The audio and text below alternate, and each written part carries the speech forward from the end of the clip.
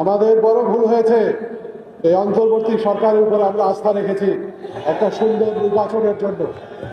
আমাদের ভুল হয়েছে এই নির্বাচন কমিশনের উপর আমরা আস্থা রেখেছি। আমরা যেটা দেখেছি, তারা ফ্যাসিস্ট সরকারের এই দুর্নীতিবাজ প্রশাসনকে তারা নিষ্ক্রিয় করতে পারেনি। যেই প্রশাসন টাকার বিনিময়ে, যেই প্রশাসন হত্যা, গুম, সমস্ত ধরনের অপকর্মে তারা ফ্যাসিস্ট আওয়ামী সরকারকে সাহায্য করেছিল।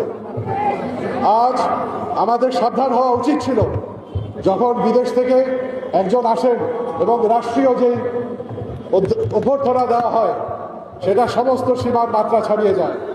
আমাদের সাবধান হওয়া উচিত ছিল, যখন হাদিকে হত্যা করে হত্যাকারী বর্ডার দিয়ে পালিয়ে যায়, আমাদের সাবধান হওয়া উচিত ছিল। কিন্তু আমরা 11 দল, আমরা শুধু উদারতা দেখেছি, আমরা আস্থা রেখেছি, আমরা একটা সুন্দর রাজনৈতিক পরিবেশ আমরা সৃষ্টি করতে চেয়েছি। কিন্তু আমরা কি পেলাম? বিনিময়ে আমরা পেলাম, আমরা দেখলাম প্রশাসনের প্রতিটি স্তরে কালো টাকার ছড়াছড়ি। ব্যাংক লুটেরা এবং ব্যবসায়ীরা তারা এসে নির্বাচনে অংশগ্রহণ করলো, সর্বত্র কালো টাকা ছড়ানো হলো। এবং আজকে যে নির্বাচন আপনারা দেখছেন, তার ফলাফল আপনাদের সামনে।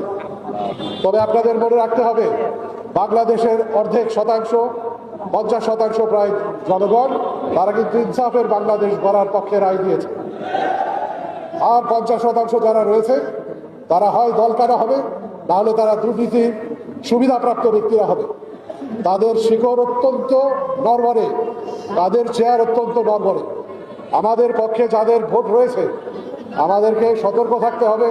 এবং এই নড়বড়ে চেয়ার তারা যদি ভবিষ্যতে এই দেশের উপরে একইভাবে এই জুলুমটা শুরু করে,